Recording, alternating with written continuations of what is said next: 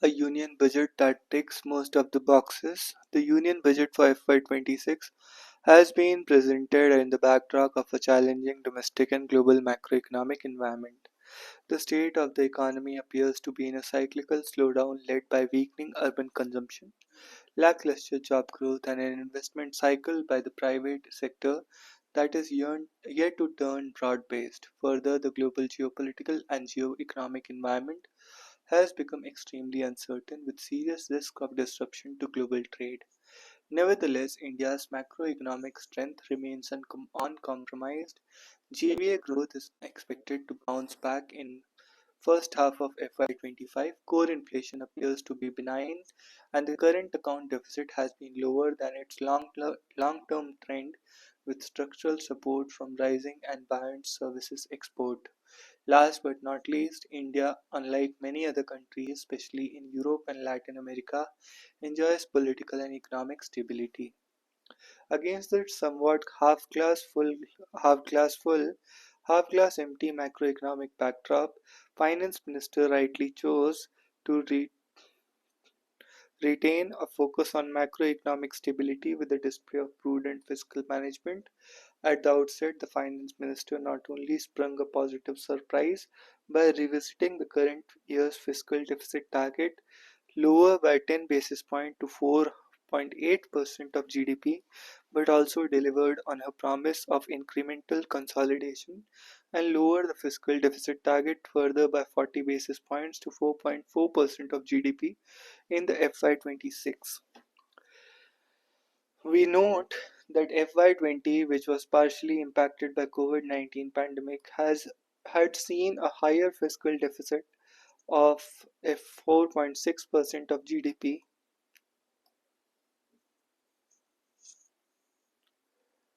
Hence, it can now be inferred that a bulk of post-pandemic fiscal stimulus has now been unwound.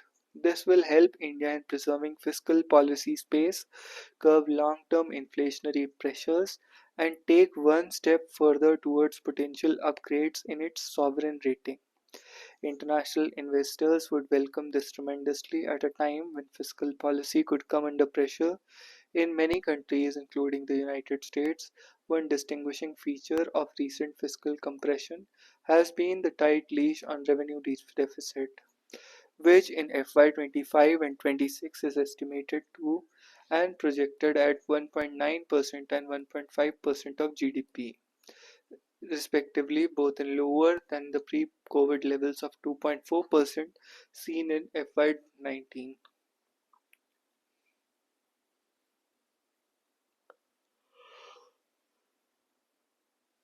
Revenue deficit is 1.9% of GDP in FY25 and FY26 में 1.5% of GDP, both lower than pre-COVID level of 2.4% seen in FY19.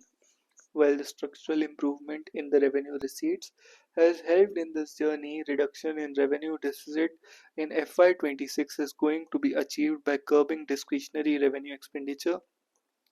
Revenue spending, excluding interest, salary, pension, and subsidies, is budgeted to grow by just 3.2% in FY26, lower than the expected rate of inflation.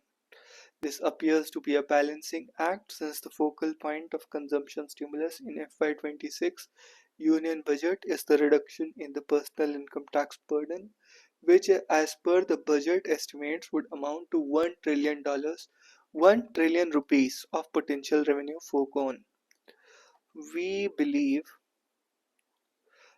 the actual support of consumption, predominantly urban, would be more than the accounting loss on account of multiplier impact, focus on personal tax and implications. In fact, when seen through the lens of optimism, the reduction in personal income tax burden, when just juxtaposed with the upping of tax claim benefits for individuals for self-occupied houses from one earlier to two from FY26 onwards, could trigger a much larger growth multiplier by channeling household savings to the real estate sector, which in turn is known to have a rich backward and forward linkage with the rest of the economy. While there was some disappointment among market watchers with respect to the perceived cut in capex allocation, we are not perturbed. Capex allocation for FY25 was revised lower from 3.4% of GDP to 3.1%. However, the entire cut got front-loaded due to the administrative exercise of general election 2024 and the government formation thereafter. We can now say that the lackluster momentum in capex dispersals is behind us.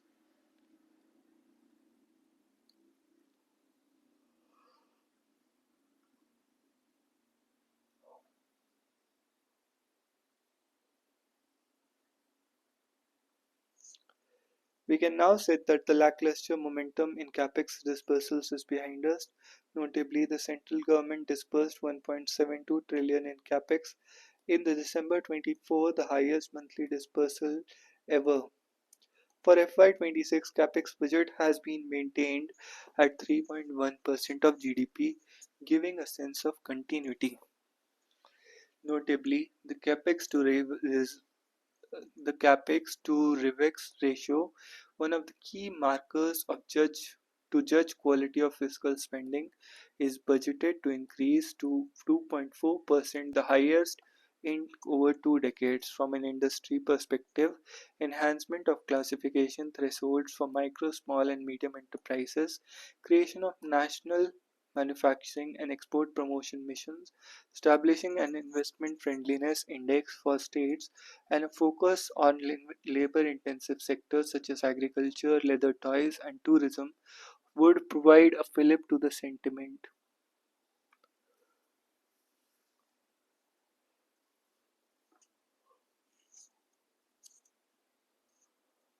Further, a holistic feature of FY26 budget lies beyond the number it projects.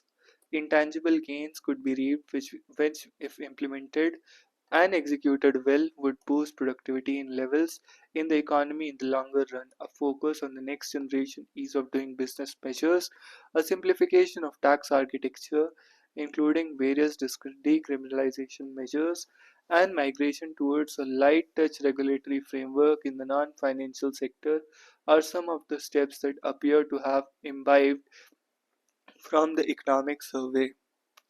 While the Union budget ticks most of the boxes, the long-term fiscal policy strategy remains less articulated. The central government is expected to adopt targeting framework from FY27.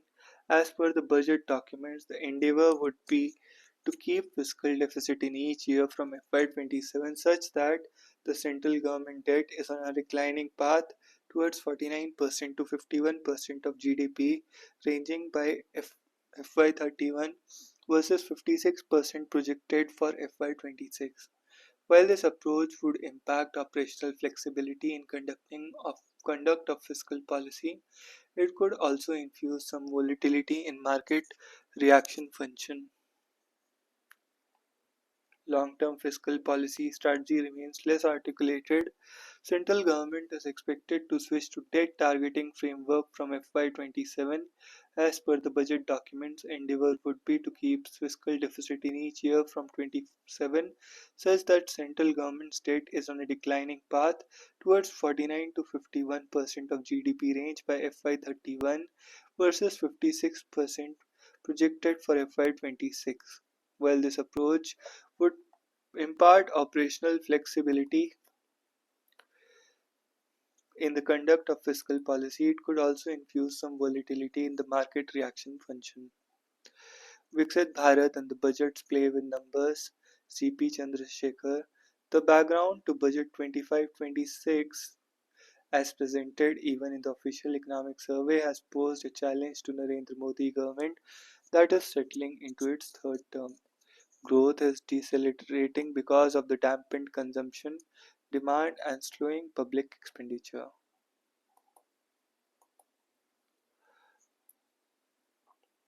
And private investments has not been making up for the slack. Meanwhile, global growth and policy trends pre and post term make it clear that external trade is not likely to be of much help.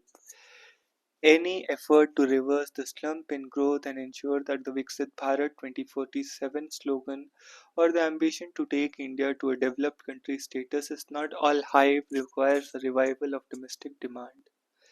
Points to income disparity.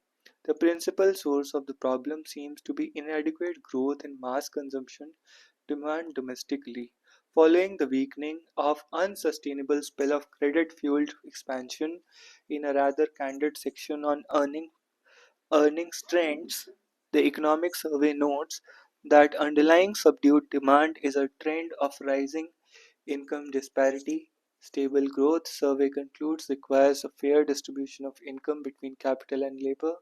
But in a business friendly New India, corporate profitability rose to a 15-year peak in 23-24, with the biggest firms being disproportionate beneficiaries.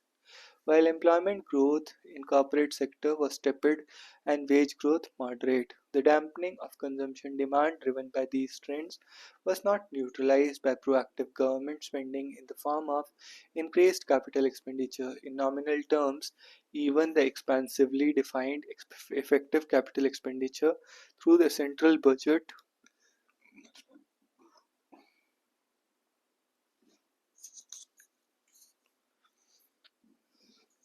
in a rather candid section on earnings trends, the economic survey notes that underlying subdued demand is a trend of rising income disparity. Stable growth, survey concludes, requires a fair distribution of income between capital and labor. But in a business friendly New India, corporate profits rose to a 15-year peak in 23-24, with the biggest firms being disproportionate beneficiaries, while employment growth in corporate sector was tepid and wage growth moderate. The dampening of consumption demand driven by these trends was not neutralized by proactive government spending in the form of increased capital expenditure. In nominal terms, even the expansively defined effective capital expenditure through the central budget, which includes grants to aid in the states for creation of capital assets, rose by 5%, which implies a fall in real terms.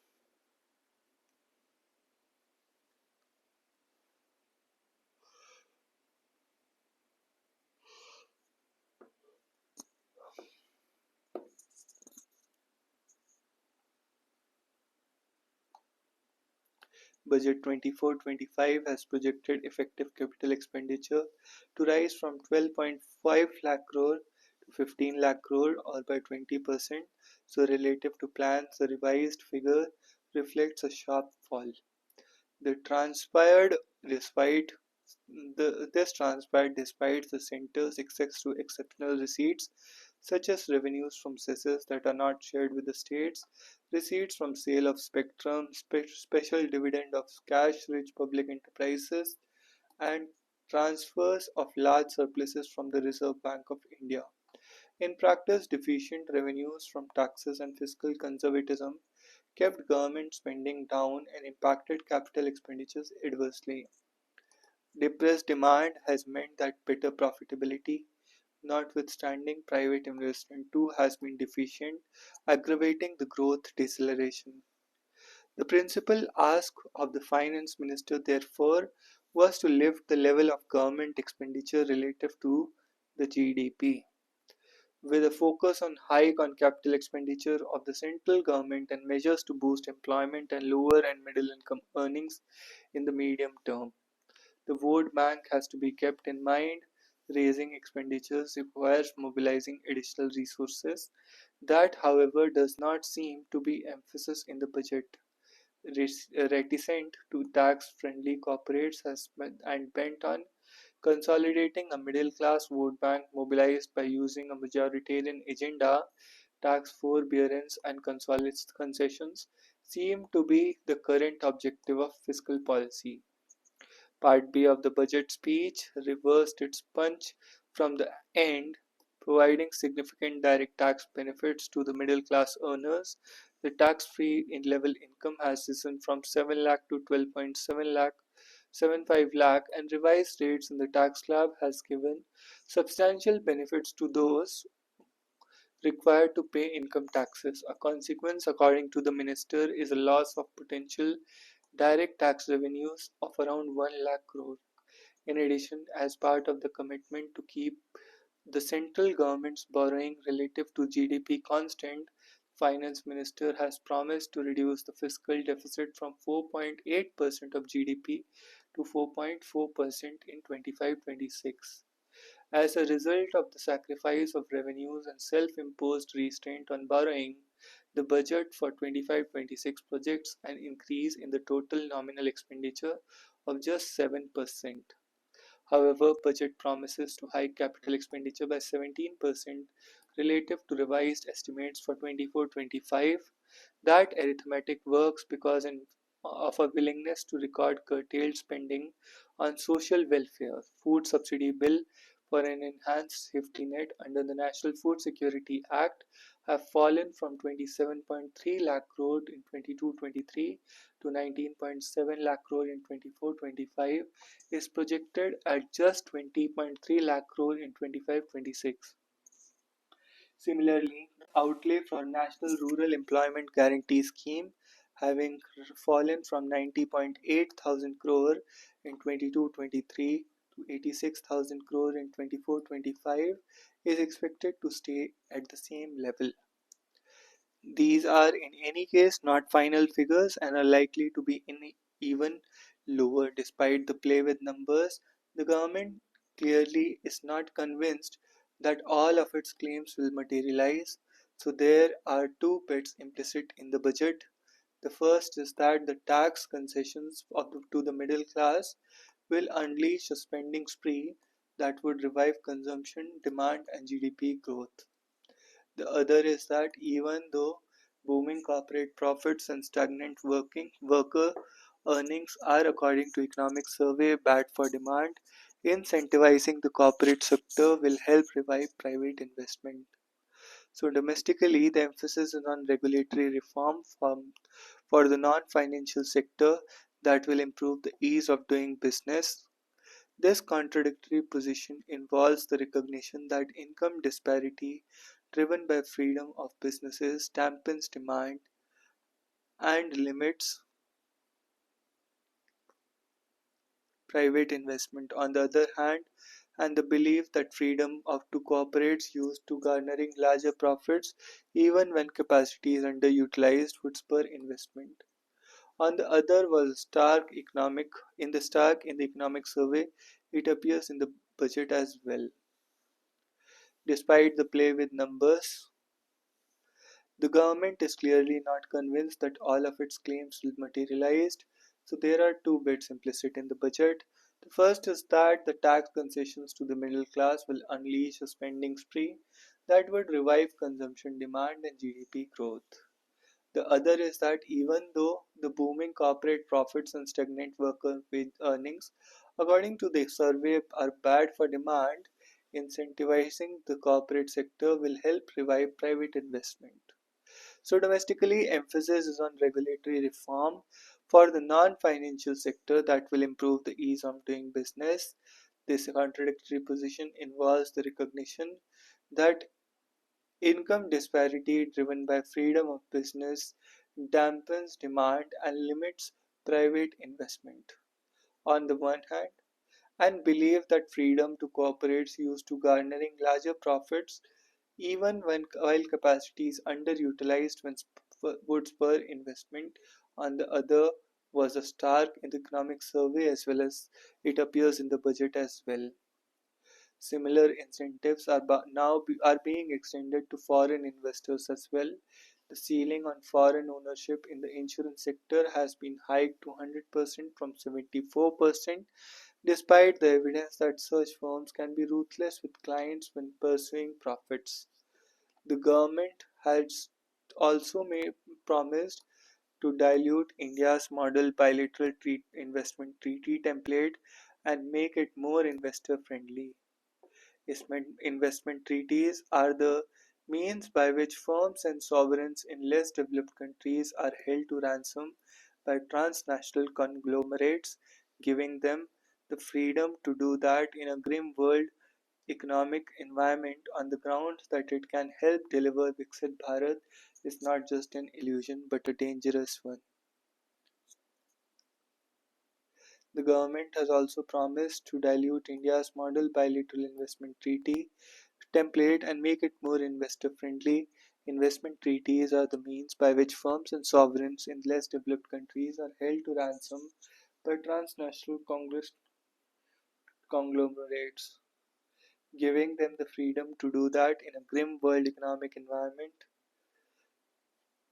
on the grounds that it can help deliver Viksit Bharat is not just an illusion but a dangerous one.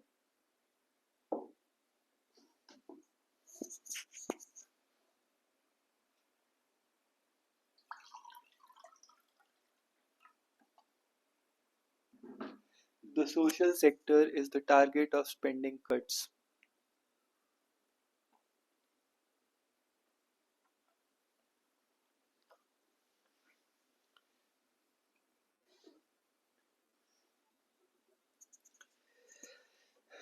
Budgets for most of the schemes and departments such as education, health, social security, pensions, and midday meals are either stagnant or have increased only nominally.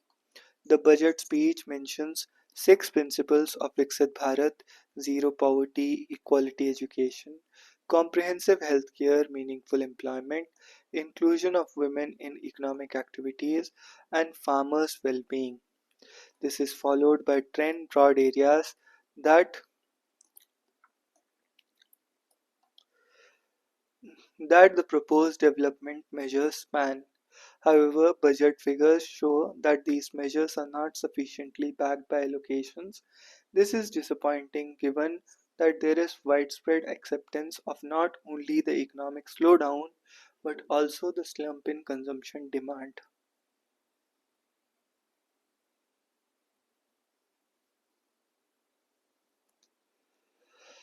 Academics, industry, and civil society have all been recommending demand side measures to increase the disposable incomes of the poor, lower classes, and the middle class. While agriculture is identified as an engine of growth, there is hardly any increase in the allocation for the Department of Agriculture and Farmer Welfare from 1.22 lakh crore to 1.27 lakh crore. In fact, the current year's allocation is even less than revised estimates of 1.31 lakh crore. The National Mission on Oilseeds does not find any mention in the agriculture budget figures, and a measly 1,000 crore has been allocated for the mission on pulses. The allocation of food subsidy is also more or less the same as last year, 2 lakh crore, indicating that there is no hope for pulses and oilseeds being included in the public distribution system. This could have offered a stable and affordable prices for consumers.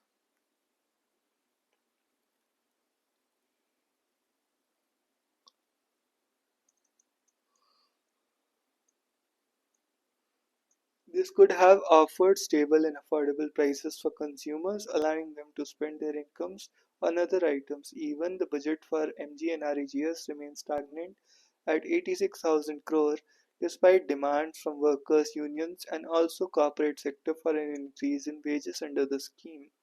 Prime Minister's package for employment and skilling announced last year also does not seem to have really taken off.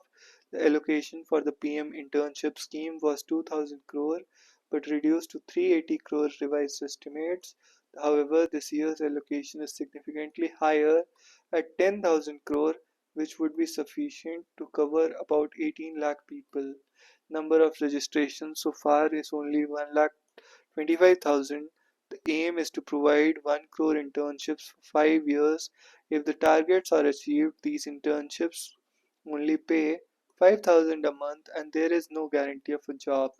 It is interesting that the first issue that gets mentioned in investment is investing in people, and within this, the announcement that the cost norms of Saksham Anganwadi and Poshan 2.0 will be enhanced appropriately, yet there is hardly any increase for Saksham Anganwadi from 21,000 crore to 21,960 crore in 25-26 budget estimates. Actual expenditure for 23-24 2 years ago was already 21,810 crore. The cost norms have not been updated since 2018, and just indexing them to inflation would require higher budgets. If the honorariums of Anganwadi workers and helpers are also increased, as they should be, even higher allocations would be needed. The investing in the economy part focuses mostly on infrastructure projects with an emphasis on public private partnership mode. This has been tried but does not seem to have contributed to either recovery in demand or in employment generation. While there is excitement over the tax related announcements for the middle class, it is important to remember that a very small proportion of Indians pay personal income tax, and this initiative might be nowhere enough to revive rural and urban demand. Given stagnant rural wages over the last decade and recent concerns related to urban consumption demand, along with reverse structural change being observed in the labor market where employment in agriculture is rising, it is clear that much larger amounts of resources need to be pumped into rural areas towards the lower income classes. There is no point bemoaning the fact that private investment is not forthcoming, even though profits have been rising, as the economic survey does, while doing nothing to increase incomes of the masses and demand. Investment will only come when there are prospects of added revenue, which clearly the industry is not very buoyant about currently. What would therefore have expected from this budget, if it was to make a difference to growth and equity, is big spending towards schemes such as MG Narega, along with newer schemes for small and labor intensive projects supported by enhanced spending on the social sector. However, budgets for most of these schemes and departments, education, health, social security, pensions, midday meals, are either stagnant or have increased nominally. The overall budget figures are also telling. While what was the economic situation asked for is an expansionary budget, we see projected fiscal deficit being lower at 4.4% from 4.8% even after taking into account the estimated revenue foregone of 1 lakh crore because of the income tax reforms.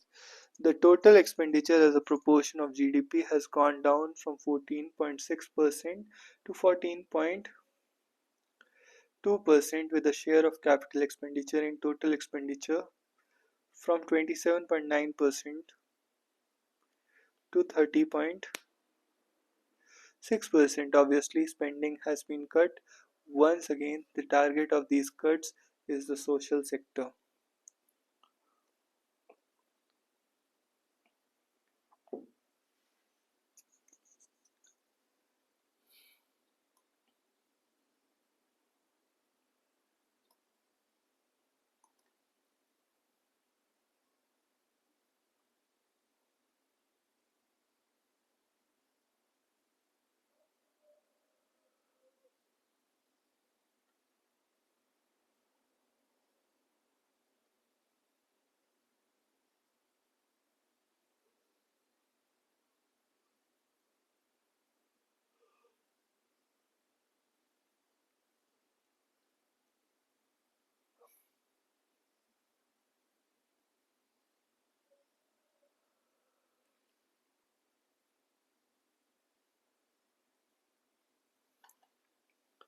Agriculture is fiscally neglected in the budget. Schemes and programs are starved of resources, and the real issues that confirm the farmers and sector remain sidelined. Budget is the response of the government to the challenges in the economy. The effort in the economic survey was to spin a positive narrative on the state of Indian agriculture. It is claimed that Indian agriculture remained remarkably resilient owing to rise in productivity, expansion of crop diversification, and an increase in farmers' income. These claims were either suspect or highly exaggerated. To begin with, there is no significant jump in crop productivity.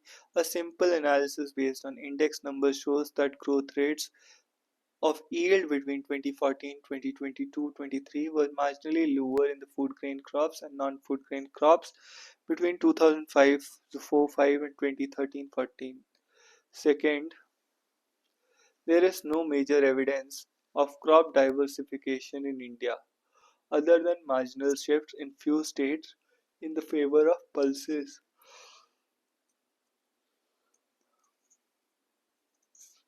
If at all diversification is real, it took place outside the crop sector in the sphere of livestock and fisheries, but the share of households involved in the livestock and fisheries sector is dwarfed by the corresponding share of households in the crop sector. Third, while the government continues to claim a rise in farmers' income, data show that the opposite. There is either a stagnation or fall in farmers' real income in recent years. The resilience of Indian agriculture, a la the economic survey, was not policy induced but owing to a set of fortuitous factors, including the hardening of international prices and favorable weather conditions in the post COVID years. At the same time, the more deep-seated problems as evidenced by low productivity, slow growth of prices, shrinkage of profitability and real falling real incomes and rural wages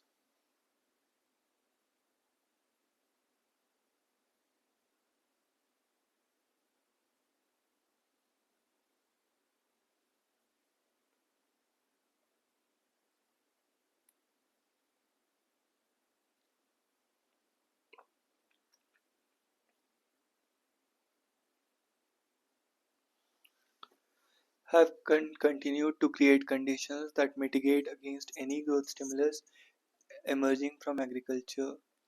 From the commentaries prior to the budget, one expected that the government would reverse its past fiscal neglect of agriculture, which was in large part seen as a penal action for the farmers' agitations after 2020. The road shock that rural electorate delivered to BJP in June 24 was also cited as a motivation for course correction, but the budget belies these optimistic expectations. The fiscal neglect of the agricultural continues. Let us begin with the agriculture research, which must be the center of investment for efforts to raise crop yields alongside the development of climate resilience. The overall increase in spending on agricultural research between 23-24 and 25-26 is just 21 crore. Compare this with pseudo-scientific National Mission on Natural Farming, for which allocation was 30 crore in 23-24 but 616 crore in 25-26. This is not just a reflection of inverted priorities but also shocking embrace of irrationality. If we consider crop husbandry, which is an umbrella category for expenditure on schemes and institutions in agriculture, the allocation has fallen by 5,000 crore between 23-24 and 25-26. There has also been drastic reduction in allocation by 3,600 crore for Pradhan Mantri Fasal Bima Yojana, for which many states have withdrawn due to design failures. Between 24-25 and 25-26. Allocation for most other central sector schemes are either stagnant or have fallen. Much was said in the budget speech on the new crop-based missions, but allocations for these are paltry. Allocations for the cotton technology mission is 500 crore, mission for pulses is 1000 crore.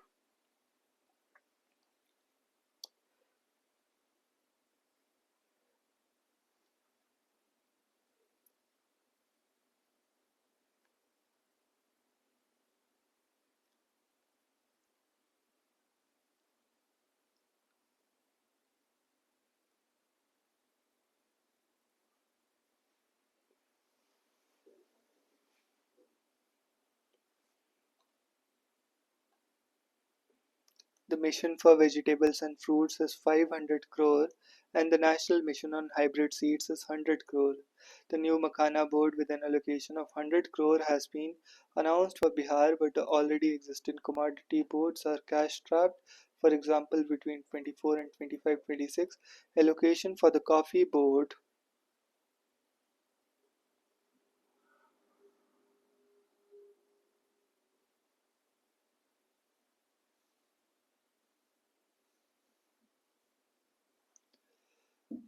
allocation for the coffee board has remained unchanged. The rubber board's allocation has risen by just 40 crore and allocation for the spices board has risen by 24 crore. Allocation for coconut development board has been cut from 39 crore in 23-24 to 35 crore in 25-26. Despite these claims in the economic survey on diversification into livestock and fisheries, these sectors also remain fiscally ignored. The total expenditure on fisheries would rise by just 87 crore between 24-25 and 25-26. Between 24-25 and 25-26, the expenditure on animal husbandry is set to fall by 407 crore, while that on dairy is set to rise by 321 crore. Considered together, the overall expenditure on all budget items in animal husbandry and dairy are to rise by paltry 319 crore between 24-25 and 25-26. The budget portrays these sectors as growth engines but fiscally squeezes them.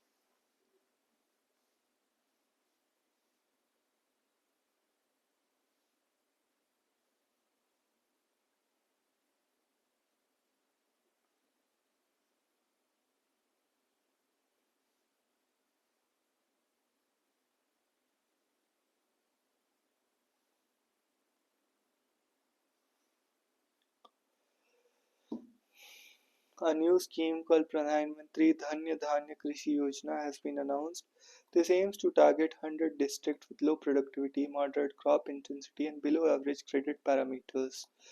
Low productivity, moderate crop intensity, and below average credit parameters. Aspirational districts program, much in the model of aspirational district program. But agriculture is a state subject, while the budget speech mentioned partnership with states. In the description of this yojana, it remains to be seen if its governance would be designed to be centralized, of one size fits all variety, or and one that ends up fiscally burdening the states. While the budget speech mentioned agriculture several times, these were hardly matched by financial allocations. The schemes and programs are starved of resources, and the real issue that confronts the farmers and the sector remains sidelined. Reviving demand for industrial growth.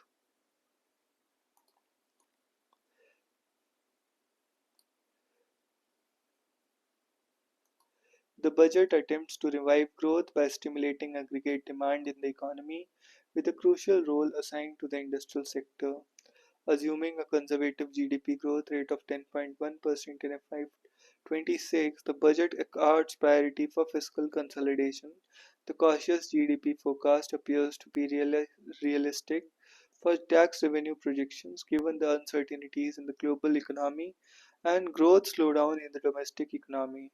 Importantly, even with these moderate growth expectations, the government has shown resolution in lowering the fiscal deficit. There are two implications of this. First, there exists a possibility of pegging the fiscal deficit to below 4% in the medium term. And second, there is no room for concerns on liquidity in the financial systems, as expanded borrowings program would have caused disturbances in the market. Given the fiscal path, the gross borrowings would be 14.8 lakh crore against the 14 lakh crore in FY25. As liquidity is under pressure currently, a higher level of borrowings would have caused disruptions in the market, impacting investments. Given the macro financial fiscal stance, the budget attempts to revive growth by stimulating aggregate demand in the economy, with a crucial role assigned to the industrial sector. There are three aspects to note about the industrial sector. First, industrial growth, especially that of manufacturing, exhibits frequent fluctuations with sectoral and spatial growth differences, often dampening employment creation and GDP growth. Second, despite numerous incentives, export growth has been sluggish with low productivity growth, competitiveness, and research and development activity. Third, private investments are not keeping pace with governance efforts to encourage them through incentives and concessions. Two broad set of measures can be deciphered to boost industrial growth: economy-wide measures to tackle supply bottlenecks and bolster demand, and sector-specific policies to enhance output and exports. In the first set, there has been continued focus on capital expenditure, which is targeted to be 11.2 lakh crore, higher than the revised numbers for FY25. The focus remains on roads, railways, and defense, which is expected to generate multiplier effects in the economy. Further, to step in the investments, various measures have been announced across ministries focusing on fostering public-private partnership deals along with states. There is also an emphasis on investment in urban infrastructure funding supported by the issuance of bonds. In terms of stimulating demand, and government has attempted to tackle consumption through changes in income tax rate and given major concessions for individuals.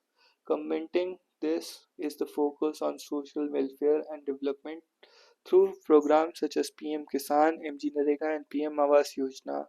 Combination of tax relief and welfare provisioning along continued capex is expected to generate higher revenue demand and fuel industrial growth.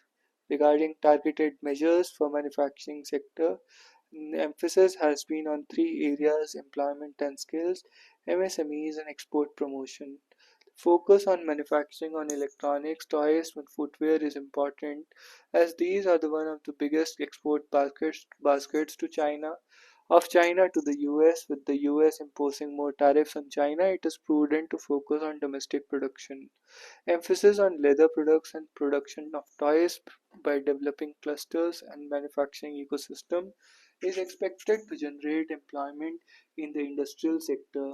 Four initiatives have been announced for export promotion and export promotion mission to be driven jointly by Ministry of Commerce, MSME, and Finance. The BharatNet, a digital public infrastructure; Bharat TradeNet, a digital public infrastructure; a national framework to be formulated as guidance to states for promoting global capability centers in emerging tier 2 cities, and warehousing facility by air cargo to facilitate the upgradation of infrastructure for MSME. The loan limit under modified interest subvention scheme will be increased from 3 lakh to 5 lakh. Further, a new scheme will be launched for 5 lakh women entrepreneurs from scheduled caste and scheduled tribes. Two aspects of the strategy push industrial growth need careful examination. First, the emphasis of exports might not deliver in an era of global uncertainties and tariff wars. Old mantra of export-led growth needs re-examination. Second, earlier models of skilling have not delivered enough. Given the rapid technological changes and changing needs of industry, a new template needs to be evolved. PLI scheme also requires stock taking. The economic survey and the budget say get out of the way, trust people, and speak of having a light touch regulatory framework based on principles and trust. The intent is to unleash productivity and employment in the manufacturing sector. However, this throws open two challenges: for the government to implement promises and for corporates to utilize the space left by government. Getting out then has to be in phases, recalibrating the nudges, providing through incentives, and this requires corporates to assume a larger role in stepping up investments for which economy has been waiting. I am disappointed that my suggestion to end loan waiver for billionaires and spend the saved money on middle class and farmers was not met.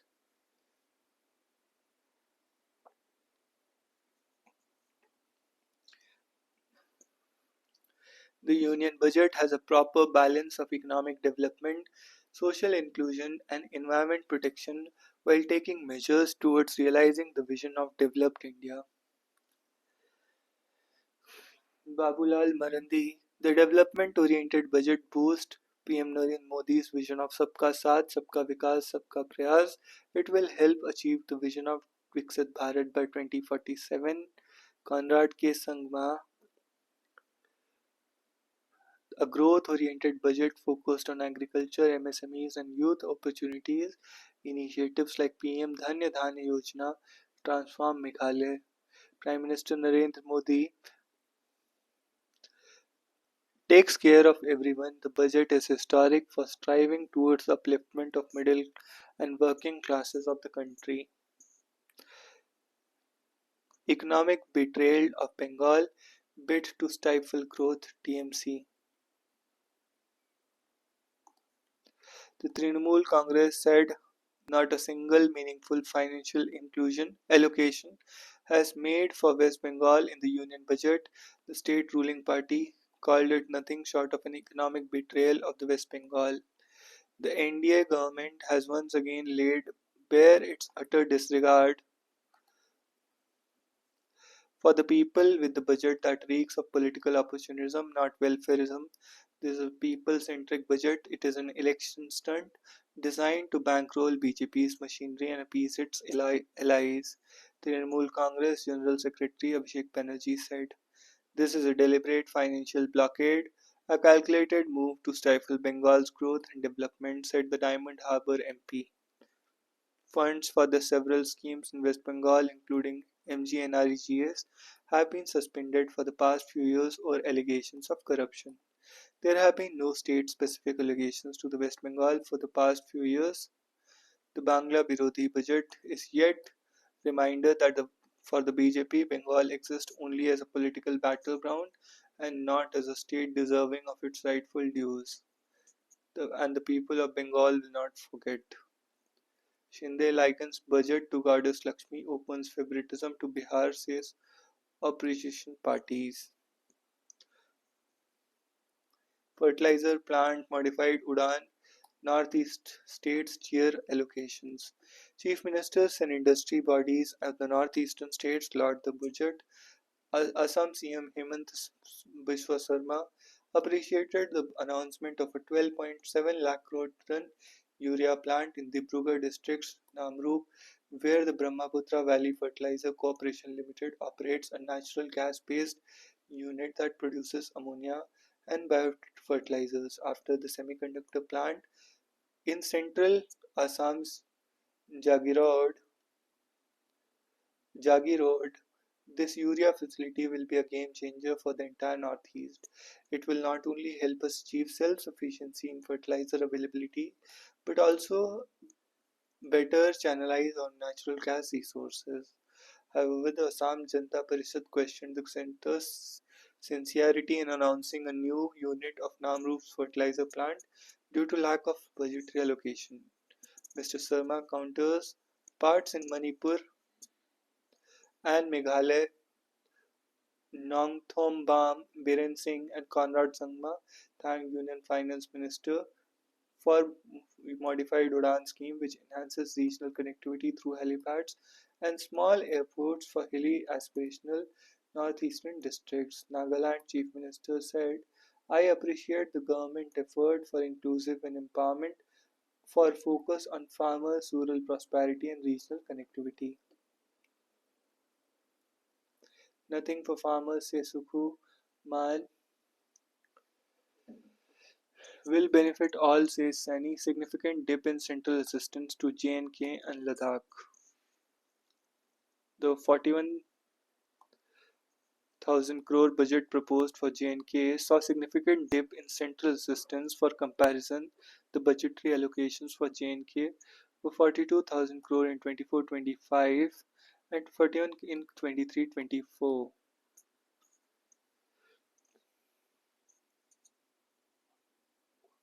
In Odisha, Machi hails Modi is key guarantee Naveen upset. BJP workers assaulted Rithala MLA, says Kejriwal. Salaried voters in capital cheer income tax relief. High Court terms premature pleas to shelve firms on 2020 Delhi riots. In first visit to Kumbh after stampede, UPCM targets political opponents. In Delhi, Mirwais meets Pandit, seeks their return to JNK. Hurriyat chairman Mirwais Umar Farooq, also known as Kashmir's chief cleric, made a fresh move to reach out Kashmiri Pandits who were displaced due to militancy. Mr. Farooq, who is stationed in Delhi, met a number of pundits and floated a fresh proposal to constitute an inter-community center to bridge the gap and ensure the safe return of pundits to Kashmir. The delegation of Kashmiri pundits from J&K Peace Forum also met Mr. Farooq during the 1.5 hour long meeting. 9 killed as vehicle falls into Haryana's Bagra Canal.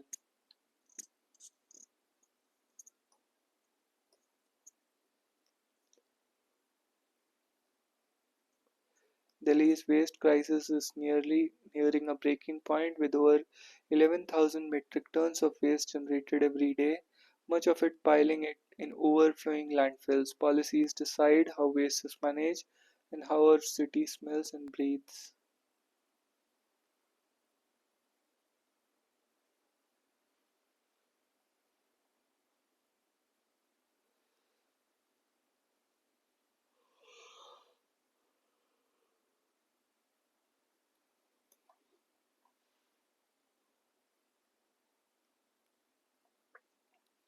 With eye on Delhi polls, BJP speaks to the middle class base. This budget will fulfill people's dreams, lead to Viksit Bharat. Prime Minister Modi, no measures to address the structural challenges economic faces. Mission for Manuscript Conservation launched. The Union Budget announced a special mission for survey, documentation, and conservation of India's manuscript heritage, launched as Gyan Bharatam Mission. The initiative aims to cover more than 1 crore manuscript. The Gyan Bharatam mission will focus on survey, documentation, and conservation of India's manuscript heritage. The national mission for manuscript has been increased from 3.5 crore to 60 crore to identify and document manuscripts. Opposition stages brief walkout over Kumbh stampede and slight decline in allocations for IB ministry. Sitaraman walking on a want out path, says Chidambaram. Key takeaway for the union budget is that BJP is attracting the tax-paying middle class and electorate of Bihar, former Finance Minister P. Chidambaram said on Saturday, noting that the chief economic advisor in the economic survey had urged the government to get out of the way. Mr. Chidambaram claimed that it is clear that neither Prime Minister nor the Finance Minister heeds their advice. The finance minister is walking on a worn out path and is not willing to break free as we did in 1991 and 2004. She is not willing to deregulate or step aside for the entrepreneurs, MSMEs, and startups. He added that the economy would continue on this old path, yielding only 6 to 6.5 growth in 25-26 from the 8% growth needed for development. Tax bonanza for the middle class. Finance Minister also dismissed suggestions that Center has given up on pri- priming the economy through public capex. There is no reduction in public expenditure on capital expenditure. Let me put that up front. We continue to place emphasis on the multiplier effect that capital expenditure done by government has shown and sustained it. Capital expenditure by the center for this year has been revised to about 10.18 lakh crore and from 11.11 lakh crore estimated, but has been raised by 10.1% to 11.2%, 11.2 lakh crore 25. Moreover, 50-year interest-free loans from states to spend on infrastructure building has been retained at 1.5 lakh crore. The stimulus for households is unlikely to upset the fiscal consolidation path, while the finance minister projecting fiscal deficit would go down from 4.8 to 4.4%, a, from a tad under 4.5% target the center had set. Ms. Sitharaman also announced a flurry of measures to make life easier for businesses, taking a cue from economic services surveys recommendations to deregulate, get out of the way, and enhance economic freedom. Apart from a fresh move to decriminalize about 100 legal provisions across statutes, Ms. Sitharaman said, new income tax law will reaffirm the commitment of the tax department to trust first, scrutinize later. Fresh boost for quest towards clean energy.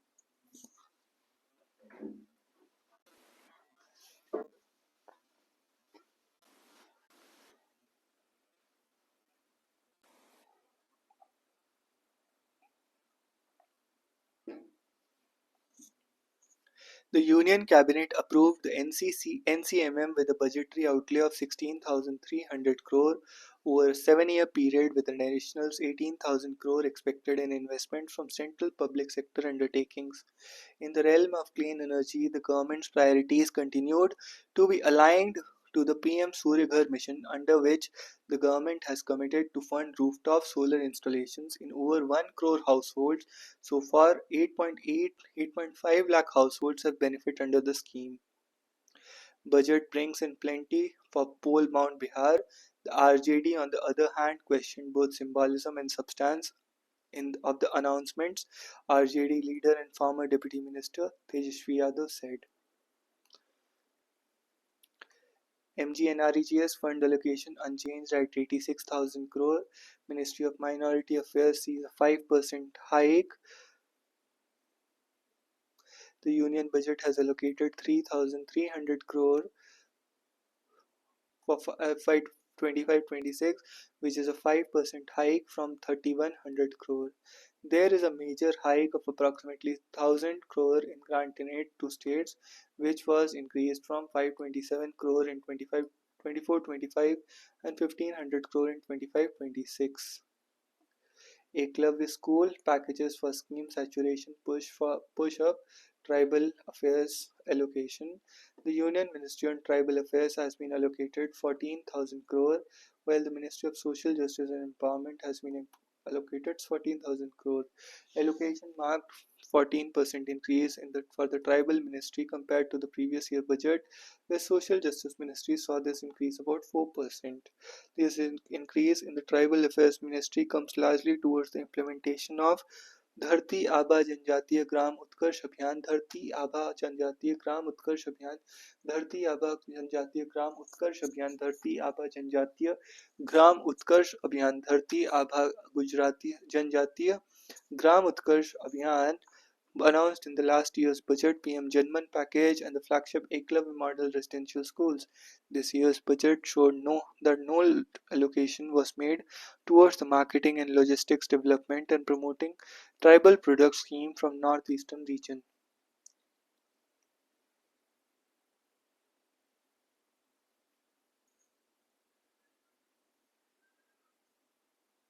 Meanwhile, increase in the allocation of Ministry of Social Justice came towards the National Overseas Scholarship for SCs and post metric scholarship for scheduled caste of the backward class, economic backward class, and denotified tribes. The Development Department of Empowerment of Persons with Disabilities allocation saw marginal rise, while the Dharti Aba Janjatiya Gram Utkarsh Abhiyan package ministry has received an allocation of 2,000 crore under transfer to state and UT's component. Prime Minister Jan Man package has received an allocation of 300 crore. Further, the EMRS saw a jump in the allocation from 6,000 crore to 7,000 crore in this budget through had been even though the revised estimates has reduced to 4,700 crore. Government officials told the Hindu that ministry is better placed this year to be able to spend closer to budget estimates given that most of the new EMRS construction has been cleared of forest and land issues now. A rise was also seen in allocation of commission that is working to look into granting SC status to Dalit Muslim Christians to 4.5 crore. Marginal increase in allocation was also seen in the SMILE scheme, which is for support to rehabilitating the people engaged in begging and transgender persons, from 60 crore to 106 crore. However, the National Commission for Scheduled Caste allocation saw decline this year to 41 crore compared to the last year's 70 crore. The National Commission for Backward Classes, though, sees a marginal rise in allocation to 22 crore. Gross GST collections rebound to second highest peak in January. India's gross GST collections rebound sharply, rising 12.3% from December's weak 7.3% uptick to hit their second highest monthly tally of 1,95,000 crore, with domestic revenues rising 10% and revenues from imports 19.8%. Gross GST inflows had touched a 3-month low of just 1.77 lakh crore in December, with growth slipping to the second slowest pace in 43 months. Since its launch in July 17, the GST regime's highest monthly intake was recorded in April 24, when the gross receipts were a tad 2.1 lakh crore. After factoring funds to taxpayers, which grew 23% to 24,000 crore, net receipts from GST were 10.9% in January. On a sequential basis, January's net GST receipts linked to transactions undertaken in December were up 11.2%, centered to bring in Jan Vishwas 2.0 for greater ease of doing business. The existing Jan Vishwas Amendment of Provisions Act has decriminalized 183 acts administered across spectrum of 19 ministries and departments. Key objective was to remove archaic provisions that did not serve the evolving technological and business environment. Jan Vishwas 2.0 intends to further assure comprehensive reforms aimed at unburdening judiciary and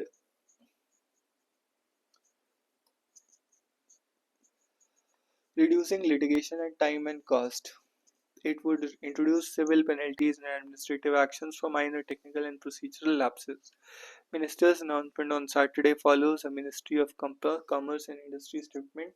The Department of DPIIT was working out 100 rules and laws of various departments of government to bring Jan Vishwas 2.0 bill.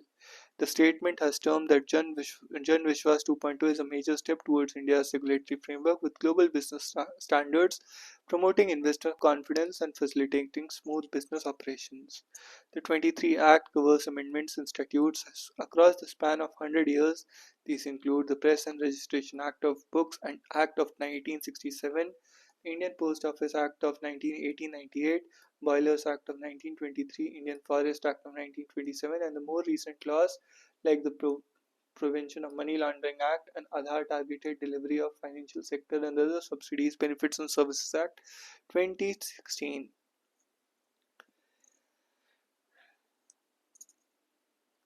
Former Chief Election Commissioner Naveen Chawla passes away at 79. Was 16th Chief Election Commissioner from 2009 to 2010. Budgetary allocation for Ministry of External Affairs hiked by 15% to 20,000 crore. CBI arrest kingpin in CF recruitment scam case in West Bengal. The CBI arrested prime accused in connection with case regarding irregularities in the conduct recruitment of CAPF in West Bengal. 8 Maoists gunned down in Bijapur. Budget gives Polavaram plan 5 and 6,000 crore. RINL gets to 3,000 crore. Telangana sulks as major projects see no fund allocation. Andhra Pradesh has nothing much to cheer about in the union budget, barring a 5,900 crore for the Polavaram project and 2,900 crore for Rashtriya Ispat Nigam Limited, holding company of Visakhapatnam Steel Limited. The provision is for construction of a dam and a canal system for reaping the benefits of new acute stabilization and supplied drinking water. The sum allocated is shown as a part of total outlay of new schemes with allocations exceeding 1,000 crore in the budget estimates. As for RINL, the sum of 2,900 was shown in the capital in the Ministry of Steel's demands for grants. It was stated the Ministry of Finance would invest in the amount in equity capital of RINL. This apart from five externally aided projects related to AP were incorporated in the expenditure profile. Prakash Raj filed complaint on the use of fake photograph. Maoist leader surrenders in the Chikmagaluru district. Bodies of Telugu students we brought back from island.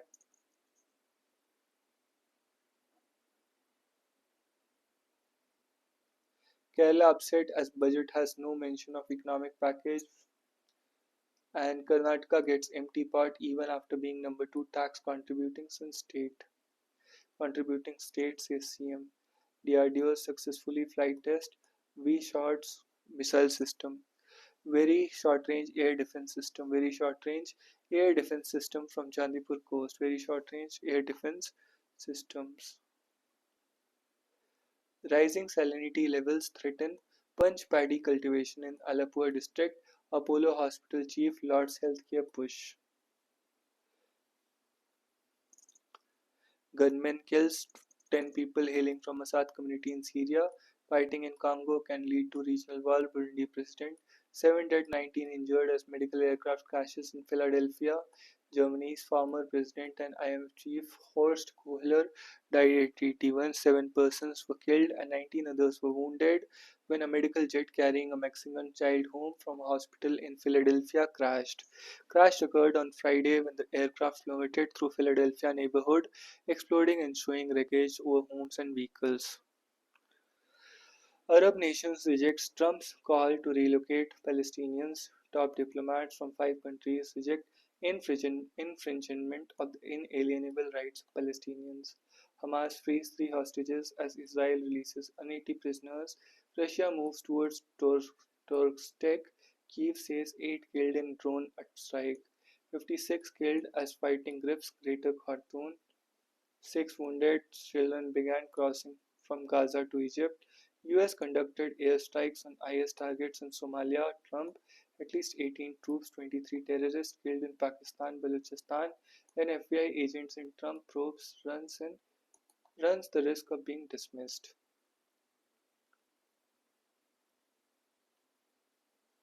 Batting has always been close to my heart, says Hardik. What I have been working for on is the last 10 to 20 days.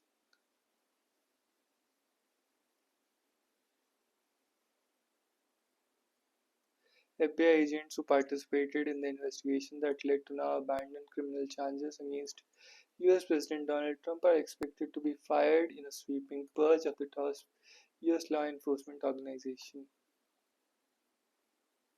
Litmus test for Shami as India hopes to end on a high with series in a kitty.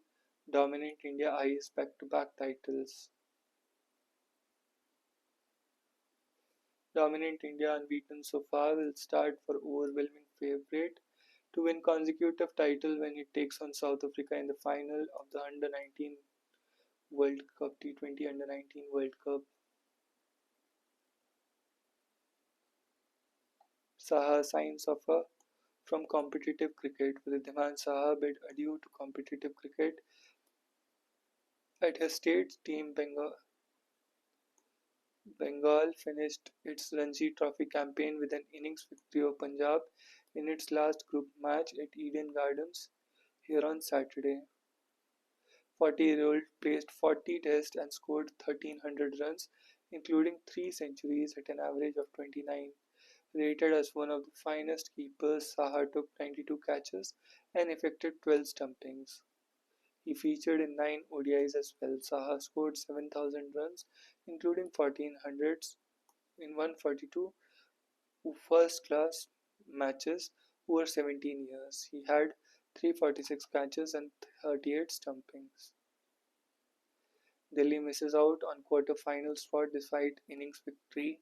Gukesh draws with YEE. Prague's outwits Corona. Kunman's 9-wicket match hands Sri Lanka defeat. Magician does star turn for Punjab FC against PFC.